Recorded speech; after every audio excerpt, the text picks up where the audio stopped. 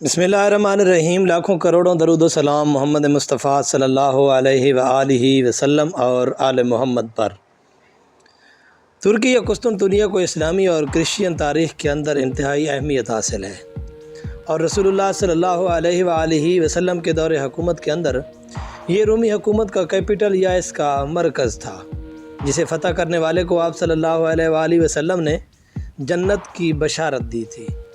جنگ یرموک کے بعد رومی سلطنت کا خاتمہ ہو گیا، مگر قسطنطنیہ ابھی تک رومی حکومت کا حصہ رہا۔ مسلمانوں کے دور خلافت اور دور ملوکیہ کے اندر اسلام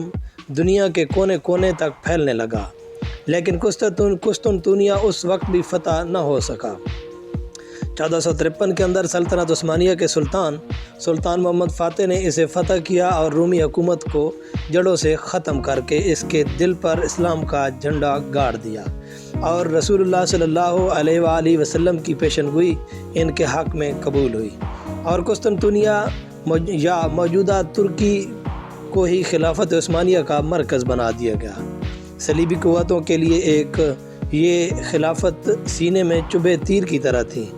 اور یہ صدیوں تک اس انتظار میں رہے کہ کب ان کو موقع ملے اور وہ اپنے کھوئے ہوئے مقام، اپنا غرور، اپنی شان و شوکت یعنی قسطنطنیہ کو ایک بار پھر سے حاصل کریں۔ آخر کار انہیں یہ موقع پہلی جنگ عظیم کے اندر ملا، جب سلطنت عثمانیہ کے مخالف اتحادی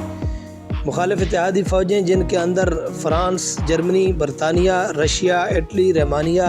کینیڈا، جاپان اور امریکہ تھے، ان سب نے اکٹھے ہو کر سلطنت عثمانیہ اور اس کے اتحادی جرمنی، آسٹریا اور بلغاریہ کے خلاف جنگ کی۔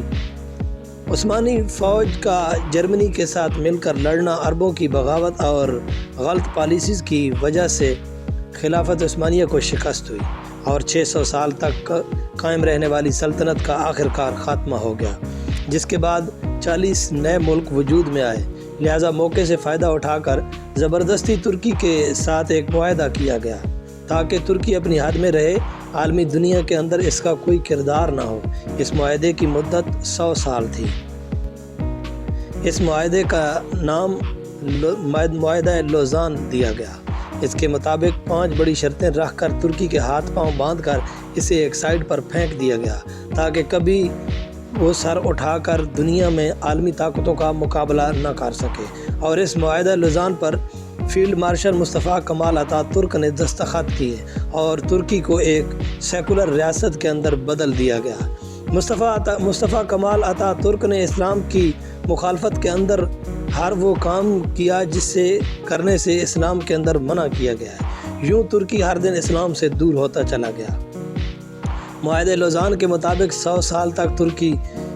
دوبارہ خلافت نہیں قائم کر سکتا۔ اس کی سب سے بڑی قدرتی دولت یعنی پٹرول کی ڈرلنگ نہیں کر سکتا، بلکہ اسے باقی دنیا سے خریدے گا۔ ترکی کی سب سے اہم پورٹ بارسفورس، جو کہ سویس کنال جتنی ہے، اس کو ایشیا کے سب سے کم ترین فاصلے سے جوڑتی ہے،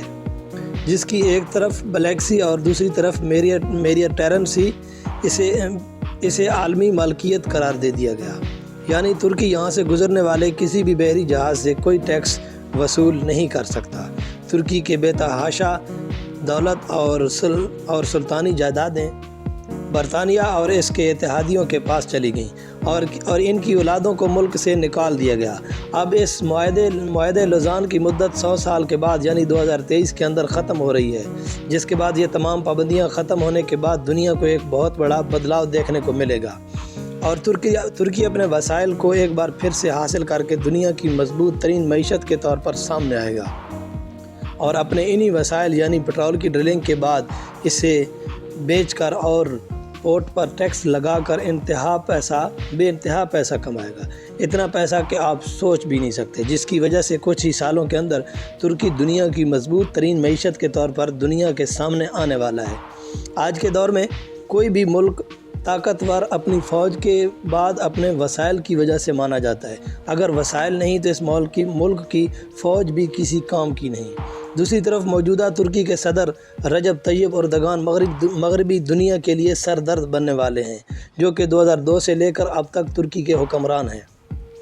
کیونکہ دنیا میں جہاں بھی مسلمانوں پر ظلم، زیادتی یا ناانصافی ہوتی ہے تو ترکی سب سے پہلے اس کے خلاف کھڑا ہو کر عالمی فورم پر نہ صرف اپنی آواز بلند کرتا ہے بلکہ ہر ممکن ان کی مدد بھی کرتا ہے۔ ایسا لگتا ہے جیسے ابھی بھی تمام اسلامی ملکوں کو خلافت عثمانیہ کا حصہ سمجھا جاتا ہے، اور 2023 کے انتظار میں ہے کہ ایک بار پھر سے مسلمانوں کا اتحاد اکٹھا ہو کر دنیا میں ایک نئی عالمی طاقت کے طور پر سامنے آئے، جس کی قیادت خود ترکی یا طیب اردگان کریں گے، کیونکہ طیب اردگان کی قیادت کے اندر آہستہ آہستہ سیکولر ترکی کو ایک بار پھر سے اسلامک ترکی کے اندر بدل دیا گیا ہے، اور وہ بار بار کہہ چکے ہیں کہ 2023 کے بعد موجودہ ترکی بالکل پہلے جیسا نہیں رہے گا اب، بلکہ عالمی سیاست کے اندر اپنا کردار ادا کرے گا۔ اور بالکل یہی وجہ تھی کہ 2016 میں امریکہ نے اردگان کے خلاف فوجی بغاوت کروائی، جسے ترکش عوام نے ٹینکوں کے آگے لیٹ کر ناکام بنا دیا۔ طیب اردگان نے اعلان کر دیا ہے کہ وقت آ گیا ہے کہ ترکی کو ایک نیا آئین دیا جائے، یعنی اس کے سیکولر آئین کو بدل دیا جائے، جسے دنیا بھر کے اخبارات خصوصاً امریکہ اور اسرائیل نے ہائی لائٹ کے طور پر چھاپا۔ ترکی کا موجودہ آئین 1961 کے اندر بنا، جس کے بعد 1982 کے اندر ایک بار پھر اسے ترتیب دیا گیا، جس کے مطابق یہ ایک سیکولر ملک ہے، یعنی بالکل لادین، جس کا آفیشیلی کوئی مذہب ہی نہیں، اور طیب اردگان ایک اسلامک سوچ کے مالک ہیں، اس لیے اپنے آئین کے اندر موجود تمام سیکولر قانون کو ختم کر کے وہ ہر اس قانون کو بدلیں گے جسے معاہدہ لوزان کے وقت ترکی کے اندر شامل کیا گیا، اور ایک بار پھر سے حرم کعبہ کی میزبانی کا شرف حاصل کرنا چاہتے ہیں، جو کہ 600 سال تک ان کے پاس رہا۔ اس لیے آج بھی ترکی کے لوگ غلاف کعبہ کو پکڑ کر یہ دعا کرتے ہیں کہ اللہ اپنی ناراضگی ختم کر کے ایک بار پھر سے ہمیں یہ شرف عطا کر کے تیرے گھر کی میزبانی کریں، جو کہ سعودی عربیہ کی موجودہ حکومت آل سعود کے کنٹرول میں ہے، اور خلافت عثمانیہ نے شریف بن علی کو اپنے دور کے اندر یہ علاقے ان کے ہاشمی خاندان ہونے کی وجہ سے سونپ رکھے تھے، جنہوں نے پہلی جنگ عظیم کے دوران خلافت عثمانیہ کو کمزور دیکھ کر اور برطانیہ کے اکسانے پر بغاوت کی، اور پھر ان سے آل سعود نے حکومت کو چھین لیا، جو کہ آج تک اس پر قابض ہیں۔ موجودہ سعودی عربیہ اور امریکہ کے ایک دوسرے کے اتحادی ہیں، اور پٹرول کی دولت کی وجہ سے سعودی عربیہ کی اکانومی بہت مضبوط ہے، مگر اب آہستہ آہستہ یہ دونوں اتحادی ایک دوسرے سے دور ہو رہے ہیں، کیونکہ سعودی عربیہ امریکہ کو اپنے مفاد کے مطابق تیل کی سپلائی نہیں کر رہا، اور دوسرا آنے والے وقتوں میں الیکٹرک گاڑیاں اور سولر پینل کی وجہ سے دنیا کو تیل کی ضرورت باقی نہیں رہے گی، لہذا سعودی عربیہ بھی اس وقت کے آنے سے پہلے اپنی اکانومی کو ٹورزم پر شفٹ کر رہا ہے، اور امریکہ کو چھوڑ کر چائنا کے زیادہ قریب ہو رہا ہے، کیونکہ یہ دونوں ملک ایک دوسرے کے ملکوں کے اندر اچھی خاصی انویسٹمنٹ کر رہے ہیں، اور چائنا اور امریکہ ایک دوسرے کے اکانومیکلی طور پر مخالف ہیں، اور اسی وقت میں اگر معاہدہ لوزان کے خاتمے کے اندر ترکی کی اکانومی سٹرونگ ہوتی ہے تو ممکن ہے کہ انہیں مسلمان ملکوں کے اتحاد سے ووٹنگ کے لیے کہا جائے گا کہ حرم کعبہ اور مدینہ کی میزبانی ترکی کے حوالے کی جائے، تب شاید ترکی اپنی دلی خواہش کو ایک بار پھر سے پورا کر سکیں گے، لیکن ظاہر ہے کہ سعودی حکومت ایسا بالکل نہیں چاہے گی، اور یہی وجہ ہے کہ ترکی اور سعودی عربیہ کے تعلقات شروع سے ہی انتہائی خراب ہیں۔ طیب اردگان نے عدلیہ، فوج اور اپوزیشن کے اندر بنا لڑائی کروائے انتہائی سمجھداری سے مغرب کے جمہوری نظام کو بدل کر صدارتی نظام کو نافذ کر کے اس کی شروعات بھی کر دی، جو کہ اسلامی خلافت کے قریب ترین کا نظام ہے۔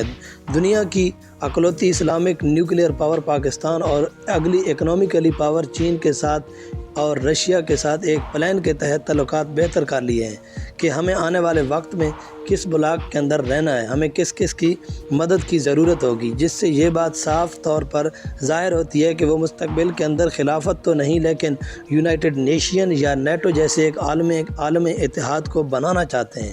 اور اس کے ساتھ ساتھ اسلامی ملکوں کا اتحاد جس کے اندر ملیشیا، انڈونیشیا، پاکستان، ایران اور کئی سینٹرل ایشیا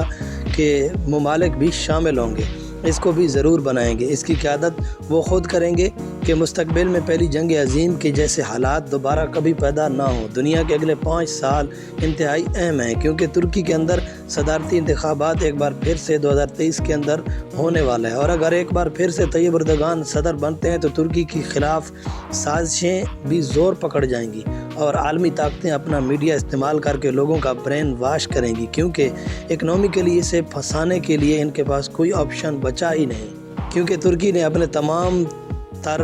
تر قرضے IMF سے لیے گئے سب ادا کر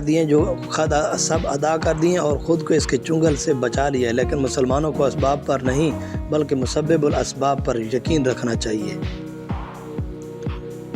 اور اسی یقین کی وجہ سے 313 لوگ 3000 پر بھاری پڑتے ہیں۔ اور جہاں تک خلافت کا سوال ہے تو اب امام مہدی علیہ السلام کے قیادت کے اندر ہی قائم ہوگی، جو کہ شاید کچھ ہی دہائیوں باقی ہیں، اور رسول اللہ صلی اللہ علیہ وآلہ وسلم کی حدیث مبارکہ کے مطابق اسلام پوری دنیا میں پھیل کر غالب آ جائے گا، اور مسلمان آخر جب اللہ کے نظام کو قائم کریں گے تبھی دنیا کے اندر اپنا کھویا ہوا مقام بھی حاصل کریں گے۔ لیکن تب تک دنیا کے حالات کیا رخ لیتے ہیں تو یہ آنے والا وقت ہی بتائے گا۔ تو یہ تھی آج کی ویڈیو، اور امید کرتا ہوں آپ کو پسند آئے گی۔ چینل کو سبسکرائب ضرور کریں، ویڈیو کو لائک کریں۔ تھینک یو سو مچ، ملتے ہیں ایک اور ویڈیو کے ساتھ۔ اللہ حافظ۔